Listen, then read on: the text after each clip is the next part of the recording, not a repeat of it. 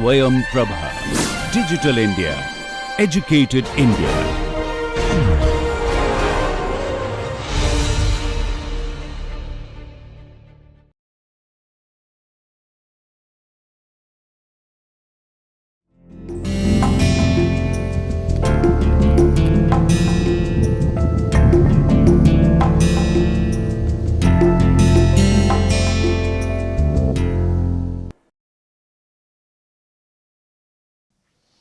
Welcome back to the lecture number 18. In this lecture also, we will continue our discussion on the consumer protection law. In the previous two lectures, we have seen how the consumer law and the consumer movement has evolved, then what are the different objectives and different principles involved in consumer protection, what are the institutions that have been established, the legislation that has been introduced and its important features, the institution that has been established, and the wrongs that can be committed against consumer, or you can say violation of the legal rights. Now, I had also mentioned that one of the most noblest aspect of the Consumer Protection Act of 1986 at that point of time was establishment of a three-tier dispute resolution body. Specifically, it is a quasi-judicial three-tier dispute resolution body specifically to deal with consumer disputes. Nowhere around the globe at that point of time such a mechanism of dispute resolution existed. And this unique feature of the Indian Consumer Protection Act of 1986 has given it a very important status in the global consumer jurisprudence. In this lecture, we are going to discuss this consumer forum and its objective, its components, its jurisdictions, its constitution, then who can file complaint to the consumer forum. Of course, we have seen that only consumers can file complaint, but in consumer also for filing complaint categorization has been made, and therefore who can claim complaint before the consumer forum, on what matters complaint can be filed, what remedies can be provided by the consumer forum, what and how the manner in which a complaint can be filed, some unique features of the consumer forum, all this will be discussed in this lecture. The topics to be covered in this lecture are following: establishment of the three-tier special fora for redressal of consumer disputes, constitution and jurisdiction of consumer forums, legal remedies that can be awarded by the consumer forum, and the procedure of filing the consumer complaints and mediation. As I said in 2019 amendment, addition to this specialized forum that was already existing for making consumer dispute resolution even more easier, even more cheaper, even more faster, the Act has also provided for, in appropriate cases, reference to mediation. This is a new feature. So, what is mediation and how mediation works with Consumer Protection Act, we will also discuss. So, these are the topics that will be covered in this lecture. To begin with, the consumer forums or the Consumer Dispute Redressal Commission on Dispute Redressal Forum are a special quasi-judicial mechanism. Now, it is very important to ask at this point why we call it quasi-judicial and what is the difference between it and a judicial mechanism. Now, judicial mechanism means that court of law, where matters are discussed, tried and decided on the basis of strict procedural laws. So, CPC, CRPC and Indian Evidence Act, they apply, and the judges who are appointed by the state sits on the matter, hears the parties and decide. However, with advent of time, it has seen that in certain areas we may relax some of these strict legal requirements, and we can also bring some innovations to make the dispute resolution system much more speedy, much more cost effective, much more less time consuming, much more procedurally less complex. So, these are forums of dispute resolution primarily, but they do not adhere to all the strict rules. That is why they are called quasi judicial. So, when we talk about consumer forum, the consumer forum is a quasi judicial body because the constitution of consumer forum is that there will be one judicial member. Each consumer forum will be constituted, or each bench of the consumer commission shall be constituted consisting of a judicial member and non-judicial members. So, the presence of the non-judicial member is a liberal approach from the stricter court system. Secondly, in consumer forum, there is no need to adhere to the stringent rules and procedures to be followed in civil court or criminal court based on the CPC, CRPC. In consumer courts, the procedures are generally very simple, and the procedures are largely defined in the regulations enacted by the National Consumer Commission, or largely the rules of the consumer protection state rules, and they follow that. So, the strict laws are not applied. Consumer forums are required to decide cases within a stipulated period of time, whereas in court system largely there is no time frame. Courts will try to resolve the dispute in a quick manner, but there is no time frame, but in consumer forum time frame is there. And the most important thing is the consumer forum may not contract the decision making on based on strict rules of trial, so use of evidence procedures, the application of Indian Evidence Act, all this is not necessary. What the forum has to ensure is the principles of natural justice are upheld. Now, for all these reasons, consumer forums are regarded as quasi judicial mechanism, not pure judicial mechanism. And the reason why the legislature chose to create consumer forums as a quasi judicial mechanism is because A, that the moment it becomes judicial, it becomes more complex, more time consuming, which they did not wanted. Second, they wanted that the decision making along with judges, some expert from the field of consumer advocacy, market, economics be there, so that they can better understand and appreciate the matter that is before them than pure judges who have nothing but legal knowledge and will always apply legal knowledge.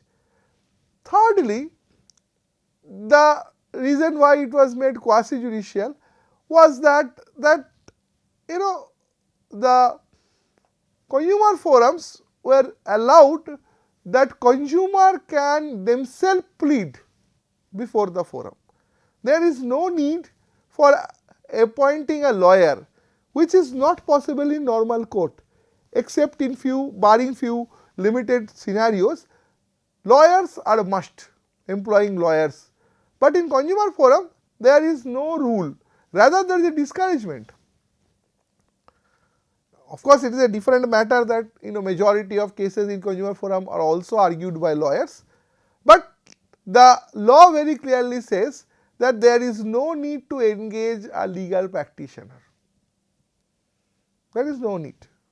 So, that is why, because of this attractive advantages that the legislature wanted to give to consumer forum, it was decided that it should be a quasi judicial mechanism. Of course, this quasi judicial nature or this these provisions were challenged in the Supreme Court, the constitutionality of the act, saying that whether it overrides judicial review, whether it overrides independence of judiciary, whether it can actually be constitutionally classified in such a manner that a special forum is required. But in all these questions, the Supreme Court has time and time again in number of cases, whether it is common causes case, whether it is Vishwakarma Housing Society, upheld the constitutionality of the Consumer Protection Act. So therefore, this quasi judicial mechanism establishment has not been found to be anti the Constitution of India or the legal system of India. And this quasi judicial nature has been specifically designed to attract the benefits that the quasi judicial mechanism can provide, and also to ensure that the consumer forums have a large reach at the grassroots level, because maximum dispute will be in the grassroots. So that is why consumer forums were established in a 3-tier manner. The maximum number of consumer courts were at the district level. So district consumer courts, followed by in every state one state consumer dispute redressal commission, and then for center one national consumer dispute redressal commission. So 3-tier. So the innovation and the special reason why this act is remembered globally is because of this creation of this special quasi judicial 3-tier dispute resolution mechanism, which was actually very theoretically well designed to fulfill the UN as well as the Indian right to redressal. I discussed, when we discussed the various rights in the first module, in lecture number 16, where I first introduced Consumer Protection Act, I said that there are certain rights of consumer, and one of the right is right to redressal, effective redressal. And effective redressal, what it means has been categorized. What would what things to be done to ensure that consumers can seek effective redressal has been prescribed in the UN declaration. And this particular act take account of all these factors, and the mechanism that has been designed, which is special, which is only to cater the interest of consumers, has taken care of each of these factors. So that is why it is unique, it is special, and it covers the entire gamut of consumer matters.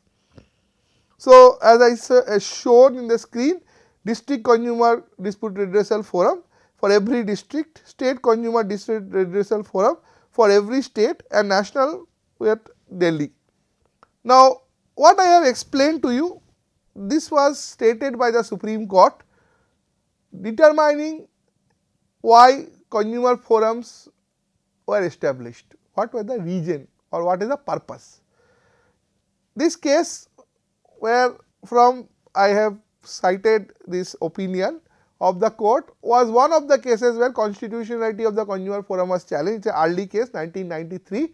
So after the act was enacted, brought in force, the constitutionality of the act was challenged in this case, and the court very clearly decided in favor of its constitutionality.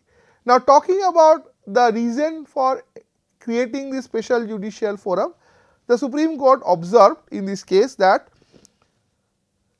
it is very clear terms the Consumer Protection Act has aimed at establishing dispute resolution forum at grassroots level, so that large body of consumers of the country residing at rural and urban regions can access these forums easily with little cost.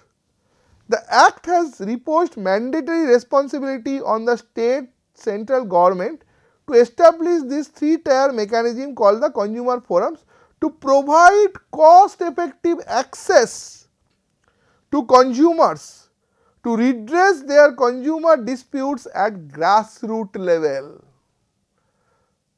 So at grassroots level, it is not necessary that you have a dispute, so you have to always go to Delhi or you have to always go to the capital of the state. At the grassroots level, your dispute can be redressed.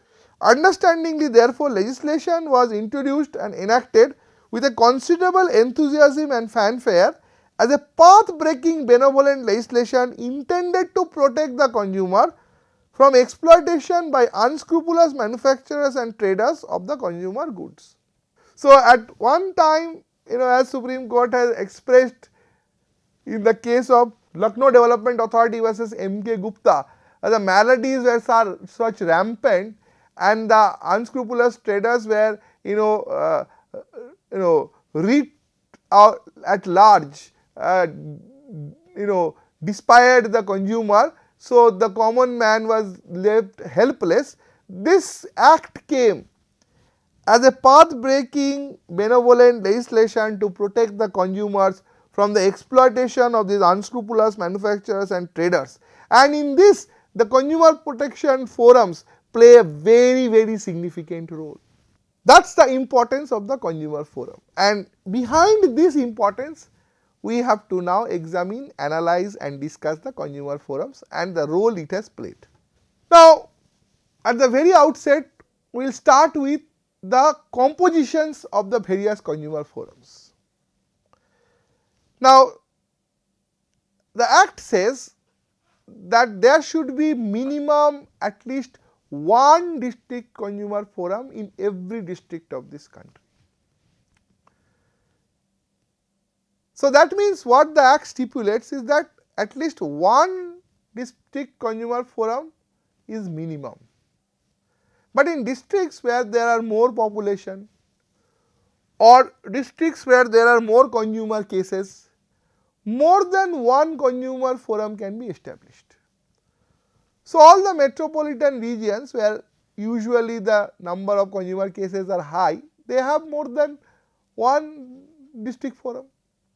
So, Calcutta, Bombay, Delhi, Madras, Bangalore, Hyderabad, Jaipur, Ahmedabad, Lucknow, they have more than one district consumer forums. Similarly, there are some districts in this country who may be within one district different geographical regions. For example, in the state of West Bengal, the Darjeeling district. The Darjeeling district, more or less half of it is extraneous Himalayan terrain and half is plain area. Now, if the consumer forum is at the district headquarters Siliguri, which is in plain, it is difficult for the people who are in the hills, the three subdivision Darjeeling, Kalimpong, Karshiang, to come and appear before the forum in Siliguri. Similarly, if the forum is established in Darjeeling, it will be difficult for the people of the plains to go. So, therefore, in such a district with such geographical differences, two district forums have been established, one in Siliguri and one in Darjeeling. It caters to the local population and it also takes care of these geographical terrestrial differences. So, like this, there are many districts which are more than one, but minimum one consumer forum in every district has been the norm.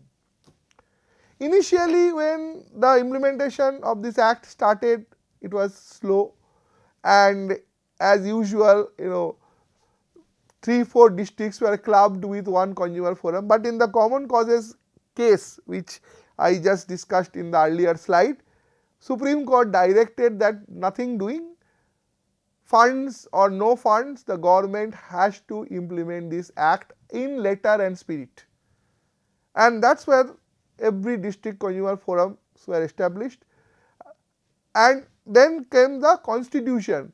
So, the act states that in every district consumer forum there shall be one president who will be usually from the judicial side. So, a retired district judge or a in service district judge, but not less than the rank of district judge, and not less than 2 and not more than such number of members as may be prescribed in consultation with the central government. So, one president who is usually a retired district judge and minimum 2 members, but it can be more than that in consultation with the central government. This is the constitution of the district forum. Now, the members can be selected from any background, there is no limitation. The member can be a lawyer, the member can be a retired judge, the member can be a social worker, the member can be an engineer, the member can be a consumer activist, the member can be a commerce background, a CA, whatever. But 2 members have to be appointed. And it was found in 2015 when the Parliamentary Standing Committee was looking at the issue of the Consumer Protection Act's implementation again, it found that there has been lot of vacancies. So, the court immediately directed to the government that you should immediately address these vacancies, because otherwise the purpose of the act will remain unfulfilled. Second level after district is the State Consumer Dispute Redressal Forum. So, for every state there will be a district consumer state redressal forum. The state forum shall consist of one president who will be a former High Court judge. So, a president cannot be less than a former High Court judge, and there will be not less than 4 or not more than such number of members as prescribed in consultation with the central government. So, minimum 4 members. Now, these members can be from various background. Usually, the State Consumer Dispute Redressal is supposed to sit in benches, and when they sit in benches, it is presumed that every bench should have one judicial person, because one of the reason of upholding the constitutionality of the Consumer Protection Act was that it is not that because there are members who are from the non-law background, the decision making will not be judicial, because in every bench along with a non-law member, if it is there, there will be a judicial member also. So, therefore, because the State Consumer Dispute Redressal Forum and the National Consumer Dispute Redressal Forum usually sit in benches, so it should among the member appoint some retired judges. Usually they are again retired district judges or retired High Court judges, and they can also appoint any person from any other walk of life having substantial experience with consumer protection movement. But the number should be minimum 4. And then the third one is the National Consumer Dispute Redressal Commission, which is situated in New Delhi. It will have a president. The president should be a former judge of Supreme Court, and there should be again not less than 4, but not more than such number of members as may be prescribed. And again similarly as the National Consumer Dispute Redressal Forum also sit in benches.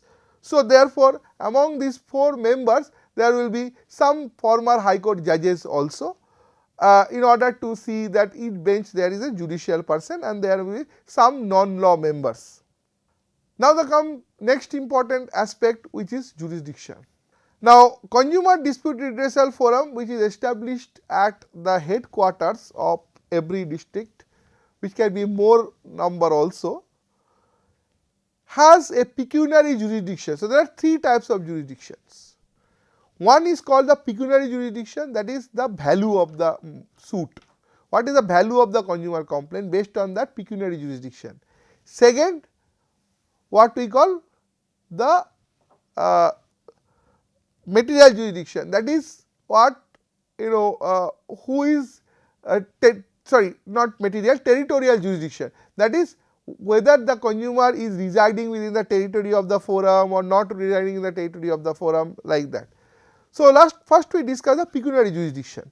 Now, with reference to the pecuniary jurisdiction, a district forum can try a matter up to or equal to rupees 1 crore. So, any claim up to rupees 1 crore can be tried by the district forum. With reference to Consumer Dispute Redressal Commission, they can try any claim which exceeds rupees 1 crore, but does not exceed rupees 10 crore. So, between 1 crore to 10 crore, any claim can be tried by the State Consumer Dispute Redressal Commission, and the National Commission can try any claim value where the paid consideration exceeds rupees 10 crore. So, up to 1 crore district, 1 to 10 crore state, and 10 crore and above national. Now, of course, you can understand that maximum number of consumer claims will arise within 1 crore. So, therefore, and maximum number will be going to the district. Next, between 1 and 10 crore, which will go to state, and every state has one forum, and then above 10 crore will be very limited, and those limited cases will go to the national dispute redressal forum. Now, why the pecuniary jurisdiction with higher number of forums, with higher forums the value is higher, because this forum along with this original cases will also hear appeal cases, review cases, etc. So, therefore, the state consumer dispute redressal forum can hear direct appeals and revision petitions from the district forum. So, when it comes to appeals and revision petitions, the consumer forums of state commission can hear matters arising from the district redressal forum, and when appeals and revisions on state commission, it will be only heard by the national consumer forum. So, the national commission. Okay? But with reference to state commission, if the claim is against unfair contract and the value exceeds 10 crore, does not exceed 10 crore, it can go. So, any dispute between rupees 1 to rupees 1 crore, if the dispute involves unfair contract terms, we have discussed what is unfair contract term in our previous lecture. Any dispute which is relating to unfair contract term between 1 to 10 crore can directly go to district forum. So, what it means that with reference to unfair contract terms, the parties have a liberty to choose if the dispute is between 1 to 10 crore to either go to a district forum or to go to the state commission. Now, if an unfair contract terms value exceeds 10 crore, then it can go directly to the national commission. So, therefore, along with pecuniary value of all cases, state commission will be able to also hear unfair contract term cases which are from 1 to 10 crore. Okay. In addition, as I said, the state commission will have jurisdiction to hear appeals and revision petitions arising from the district court, district consumer forum, and the national commission will be having jurisdiction to hear appeals and revision petitions from the district forum. In addition, the Central Consumer Protection Authority, which we discussed in our first in our 16th lecture, when orders they pass, they have power to pass order. So, orders which are passed by the Central Consumer Protection Authority can be appealed in the National Consumer Forum. So, Central Consumer Protection Authority's order cannot go to district forum for appeal, cannot go to state commission for appeal, it has to only come to the National Consumer Forum for appeal. So, this is the pecuniary jurisdiction. Now, in addition, there is a territorial jurisdiction. Territorial jurisdiction is that usually our jurisdiction is based on the defendant, because it is a defendant who has to come and defend himself. Plaintiff has a claim, so obviously he has an interest. Defendant is brought. So, that is why when we provide in legal terms jurisdiction, we always see it from the defendant's benefit. So, like any other law, consumer protection also says that in the forum where a plaintiff, where a consumer complaint can be filed is where either the defendant habitually resides or where the defendant has a place of business or a office or where the cause of action has arisen. But in the 2019 Act, they have also said where the complainant resides. So, basically this is an additional feature which is not available in normal civil courts, because in normal civil courts you can file only petitions or plaints where the defendant usually resides or where he has his place of business or where the cause of action has arisen. But in consumer cases, even where the complainant is living or the complainant is last used the transaction, that can be the place for the jurisdiction of the matter, right. To illustrate, for example, I am a habitual resident of Calcutta and I have purchased an air ticket of a Indigo Airlines whose head office central server is in Delhi, and I have now bought the ticket online. Now there was a deficiency of service. Now where shall I sue? Now as per the normal rule, I have to sue either in the Gurgaon court, because it is where it is having its central office, it is for companies, that is the place where it registers, or in any place where it has a registered office or having some agency business or something, or where the cause of action has arisen. Now earlier when 2019 this favorable feature for complainants to file in jurisdiction where they reside was not available, in online cases people used to file in a convenient jurisdiction based on the cause of action theory. So they used to say, I have purchased the ticket in an internet which from a computer server or computer which is located in Kanpur. So therefore Kanpur has the jurisdiction. But there was controversy, so the 2019 Act found it necessary to make changes. So that is the pecuniary jurisdiction. One more thing I want to clarify based on this slide: appeal revision. Now what is an appeal, what is a revision may be a matter of confusion. Now appeal is when a question is on the merit of the dispute. So if there is a question arising on the merit of the dispute and the matter is a question of law, that is an appeal.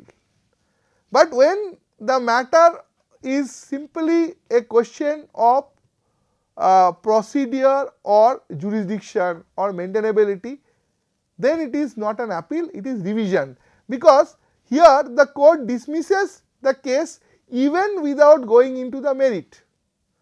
So where the court has dismissed a complaint, consumer forum, district forum has, say for example, A has filed a complaint, B comes to the forum at the time of admission and says that A has no jurisdiction because A has because I do not reside here, I do not have my business, I do not have my cause of action arising here, and the basis on this the consumer forum dismisses the complaint. Now what is the question here? The question here is that whether the dismissal of the consumer forum of the complaint on the basis of the claim of jurisdiction was right or not. Now this is a question of law, because the complainant claims by virtue of the 2019 law where he resides he has filed the complaint, so he is very much within the law. So whether it is lawful or not, but because the question does not arise from the merit of the complaint, the merit of the complaint was in connection to deficiency of airline service or deficiency of healthcare service. Now here the question is not in connection to the merit of the substance of the matter, it was purely a procedural question, that is dismissal of the jurisdiction. The court did not even go to the merit, it on the procedural matter simply dismissed the case. So then in that case it will come under the ambit of the revision. But if it was a question relating to the merit of the complaint, that whether this is negligence or not negligence, whether the court has rightly held or not rightly held, whether the court in considering deficiency of service was right in its opinion or not right in its opinion, these are whether it is an unfair trade or not, these are questions which are questions of merit, and when they are there they will be appealed. In addition, there is one more term which is you will see in consumer forums, which is review. Review means some very basic mistakes if have been committed by the consumer in the judgment by the consumer court, then it can be reviewed. So they can review. So review is done by the same court. So district forum does the review of its own decision, state commission does the review of its own decision, national commission does the review of its own decision. And finally the last point on this jurisdiction is that any appeal arising from the National Commission is heard by the Supreme Court. It directly goes to the Supreme Court.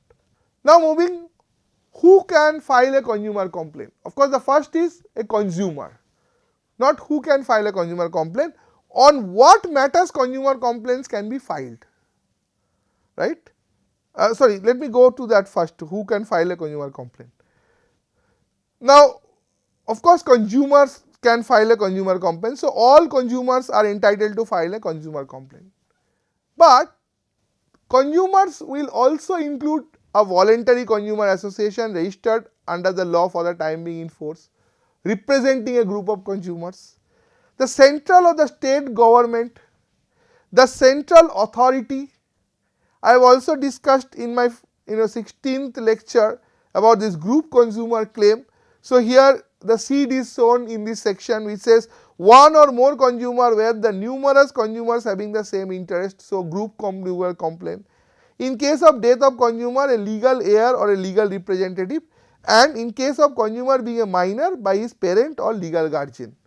So, as I said that if a minor has undertaken hospital services and paid by the father, then the father can be the complainant because he has paid, or even the minor can be the complainant also because he has availed the service which has been paid by his father. Now, if the minor is the consumer complainant here, then he has to be again represented in the case by his father. Second is, on what matters consumer complaints can be filed. Now, consumer complaints can be filed on the following matters: unfair contract or unfair trade practices or restrictive trade practices. Second, defective goods. Third, deficiency of services. Fourth, manufacture of sale or hazardous goods or services. Fifth, manufacture, sale of spurious goods. Sixth, claim of product liability. And lastly, false and misleading advertisement. So, all the components except product liability I have discussed in my earlier lecture as consumer wrongs or violation of consumer rights. On all these grounds, consumers can file complaint. And who is consumer who is entitled to file the complaint? A consumer general, a voluntary consumer association which is registered at that time, the state and the central government, a group of consumer where there is a common consumer interest, a heir of a deceased consumer. So, in medical negligence cases, if the person die, then his survivor, his wife, etc. So, when we were discussing in motor vehicles or when we discuss discharge of contract, we have seen the provision relating to the principle of conventional tort saying death discharges tort. Now, that has been removed. Now, death does not discharge anybody's liability of torts. So, in case of medical negligence where the consumer has died, then the victim's family members who are his legal heirs can or dependent can file consumer complaints. So, dependents or the legal heirs of the victim, and lastly, if the consumer is a minor, then he is represented by his parent or guardian, they can file the consumer complaint. On what? Unfair contract, unfair trade practice, restrictive trade practice, defective goods, deficiency of service, manufacture or sale of hazardous goods, manufacture or sale of spurious goods, claim for product liability and false and misleading advertisement. Next very important aspect is that consumer forums deal with consumer disputes. So, important to know when a matter is considered as a consumer dispute. Now, A raises a complaint. So, the manner in which the consumer forum works, I am explaining it to you. A files a complaint before the consumer forum saying that he has suffered some deficiency of medical service. He states everything, what he needs to include I will discuss in a little while after, and the matter comes for admission. Now, in the admission the consumer court is satisfied prima facie that there is a case and all the other necessary legal requirements are solved. Now, at that point of time, it gives a notice to the other side, the respondent, saying that a claim has been filed against you, a complaint in the form of a complaint. So, kindly respond. Now, here the respondent may accept the claim. He may say, yes, we are guilty and we will pay. The moment the respondent says, I am guilty and I will pay, there is no dispute. Because ultimately both are saying the same thing, how can we dispute? But if the respondent says, no, I have no fault, what he is saying is wrong and these are my defenses, then there is a dispute. So, consumer dispute means where the person against whom a complaint has been made denies or disputes the allegation contained in the complaint, then it is a consumer dispute. And consumer forums try consumer disputes. So, if there is acceptance of the allegations made in the complaint, there is no consumer dispute. In that case, the consumer forum will dismiss the case and the other party will get the amount what he is claiming or whatever is his claim satisfied by the opponent party who accepts that they have committed this. But where there is a dispute, where there is a denial or allegation of the allegation, then it is a dispute and then the matter will be tried before the consumer court. Next very important aspects, what remedies can be provided by the consumer court. We have discussed about what wrongs can happen against consumer, what rights are there. Now comes the question that I started saying that no right is meaningful unless it is enforced. And what is enforcement? That if somebody violates the right, that person has to be penalized. Now, we are not in the domain of criminal law, so there is no question of sending that person to jail. We are in the domain of civil law. So, therefore, our remedies are largely relating to compensatory reliefs or civil reliefs. So, what kind of civil reliefs can be provided and against which type of wrong the reliefs can be provided, that I am going to discuss now with you. I have charted that there are 12 types of remedies can be provided by the consumer forums. The first type of relief which can be provided by the consumer forum is amount as compensation for loss or injury. So, the claim of compensation for the loss of injury can be passed by the consumer forum. Second is removal of defect pointed out in the goods or deficiency in the service. Sorry, there is a slight typographic error in the spelling of service. It is ACRVIC, not ACRTVIC. Kindly excuse. Okay. Third, replace the goods or deficient service with new goods or similar description of services. Now, if there is a defective good or deficiency of service, few types of remedies can be provided. One is remove the defect or deficiency.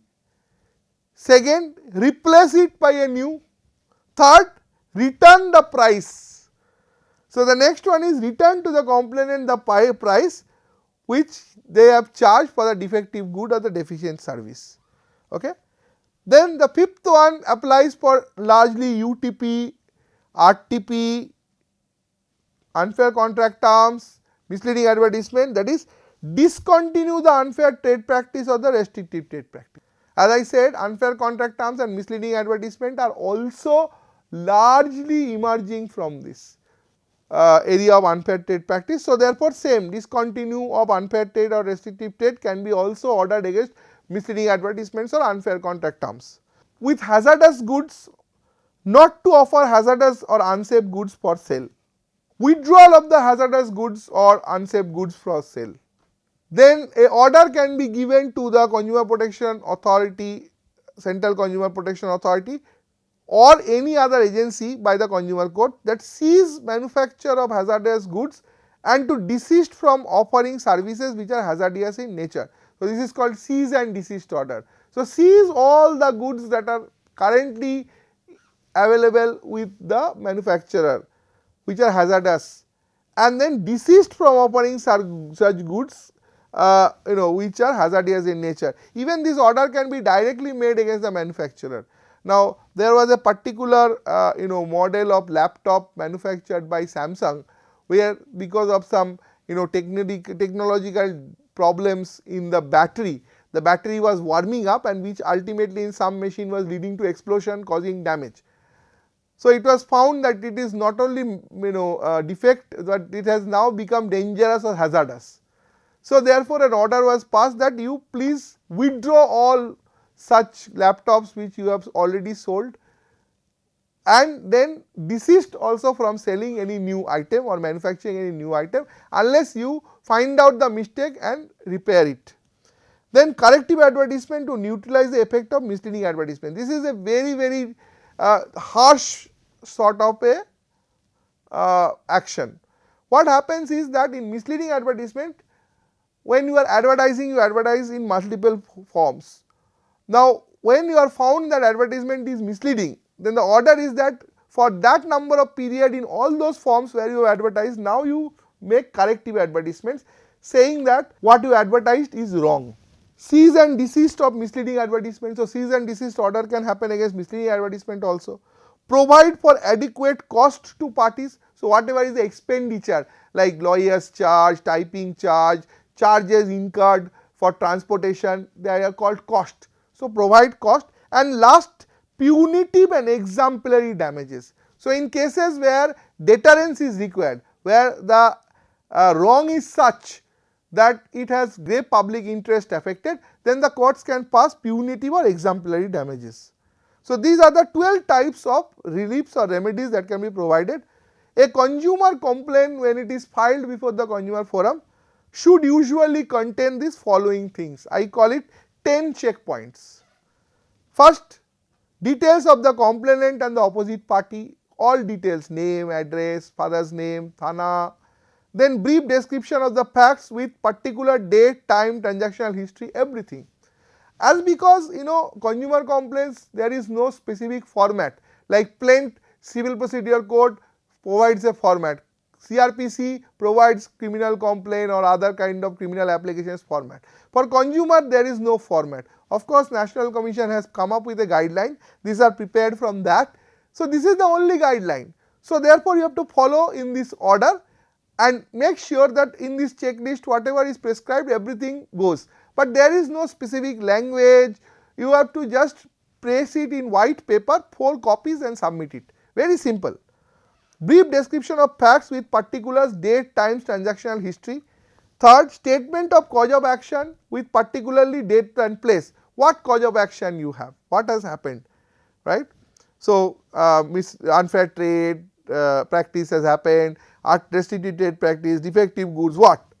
So, statement of that cause of action and when the cause of action has raised, date and place. Statement of jurisdiction, both pecuniary and territorial, as I discussed that under the court where you are filing, it has both pecuniary and territorial jurisdiction. Then fifth is a statement that the complainant has filed the within limitation period. So, every consumer complaint, the limitation period is 2 years. 2 years from the date of arise of cause of action. So, the complaint has to be filed within 2 years period. In case if you are filing beyond the limitation period of 2 years, you have to provide a sufficient cause. So, a statement of limitation, if it is within limitation, then it is saying simply within limitation. If it is above limitation, then a statement saying that there is a sufficient cause for the delay. What is the cause? Prescribed it. Then calculation and statement of the court fee. What court fee is required, I am providing. Then prayer, what remedy you want. So, out of this list of 12 remedies that I have highlighted above, what are the reliefs or remedies will be applicable in your case. Then verification and signature of the complaint, final annexures of all receipts and other documents that you have which are related to the complaint. So, these 10 things you have to keep in mind when you have to draft a consumer complaint. Very simple, there is no rocket science. The language has to be normal common people language, as I said at the very outset. Consumer Forum or Consumer Protection Act does not require that you have to employ a lawyer. So, a common consumer may not know legal language. So, it is not necessary to be drafted in legal language. It can be in normal plain language, but and also it is not necessarily that it has to be in this order of this exactly the way it is mentioned in this slide. this can be in different order, but all these things has to be there. If these things are not there, then your admission stage you may come up with difficulty. In subsequent stages of the hearing of the case, you may come up with difficulty. So therefore, it is better that you maintain these 10 checklists and ensure that at the time of filing all these are there. Now, with reference to two important things, I just want to stress a little bit. One is, in terms of description of facts and particulars, make sure the dates, times, etc. that you are mentioning is correct. Don't try to provide dates, times which you are not sure, because you are verifying. Now, in legal term, verification means that you are making a legal oath of affirmation. On an oath of affirmation, a statement before the court that, or a quasi judicial body, that whatever is stated is all true. So therefore, if there is something in your facts, it is you, the complainant has to verify only. Nobody else can verify in the world, because it is your story. So if you don't remember something, do not put something which you are not clear, because then it will go contrary to you in the verification, right. And the second important thing is that sometime you may not have all the bills. So it is okay. What you do is that you put the amount. Later on, if the court says that we are not going to accept just this statement, why don't you give an affidavit? So you submit an affidavit, self-signed affidavit, saying that I am making a statement on oath. Affidavit means an oath statement that this is the amount that I have paid for the purchase of this particular product. But it is important that you make these two things keep in mind, because they have legal consequences. Now coming to the court fee aspect, because the seventh pointer is calculation of court fee and payment of court fee. Now for consumer forums, the court fee is prescribed in the Central Consumer Protection Rules. The table that is prescribed here is part of the Central Consumer Protection Rules, and the regulations of National Commission also has provided it, and now it is based on amount of your claim. So if your claim value is less than 5 lakh rupees, you don't need to pay any court fee. If your claim value is 5 lakh to 10 lakh, you have to pay 200 rupees court fee. If your claim value is up to 50 lakh, above 50 lakh, but up to rupees 1 crore, rupees 2000 rupees. If it is 1 crore to 2 crore, 2500, like that. Above 10 crore, 7500 rupees, which is compared to normal civil procedure much less, because in normal civil cases you have to pay court fee based on ad valorem, so a percentage. So whatever is the amount in dispute, you have to pay the percentage court fee. So it may be 5%, 2%, 1%. So 10 crores 1%, you can understand it's I think 1 lakh. I am not very good in mathematics, but approximately what I can find out is 1% of 10 crore will be 1 lakh. But here you have to pay only 7500 rupees, right. But you have to make the statement and calculate that this is my claim value and this is my court fee. Sometime it may happen that you are not sure about your claim value. So in that case, more or less a approximation you can put. If you want to consult someone, you can consult, and if in the verification you have to provide for the court fee amount, you can say based on this expert that I have considered, expert view, this is the court fee, that will save you from any legal repercussion. Then finally, as I said, that 2019 Act provides for an additional feature which is largely in modern day we call alternative dispute resolution, which is mediation. So in section 37 of the Act says that if it appears to the consumer forum that there is a possibility of settlement, so after the admission phase and the other side responds, the consumer dispute matures, then it appears to them that there is an element of settlement, they will request the parties to consider that whether a mediation or resolution of the dispute based on primarily amicable negotiation in presence of a third party, that is what mediation means. A mediation type settlement can be reached. Parties will have about 5 days in their hand to consider this, and if both of them agree, then in a writing they will give it to the court that they want to settle by mediation, and then the consumer court will stay the matter and refer the matter to mediation as per the provisions of chapter 5 of the act, and chapter 5 provides the detailed procedure how mediation will be conducted. If the mediation reaches a settlement, the settlement will be accepted as the decision between the parties and will become the award of the consumer court. If the settlement is not reached, then the matter will come back and the consumer court will start from the time where it has referred to mediation. So, this is the prescribed mode of working of the consumer forum. So, this ends my discussion on consumer law. Next we will discuss motor vehicle, which is another type of statutory torts, and with consumer law I want to point out one thing, that how much law, how much rules, how much provisions are there. The most important thing is you have to be a educated consumer. ग्राहक को जागना पड़ेगा, जागो ग्राहक जागो. If a grahak is not educated, if the consumer is not educated, the consumer is not empowered. So, the law is there, the mechanisms are there, the provisions are there, the remedies are there, but to avail that you have to be educated. So, therefore, consumer education and consumer literacy is the root of success of empowered consumer society of this country. Thank you for being part of this lecture with me. See you in my next lecture. Thank you very much.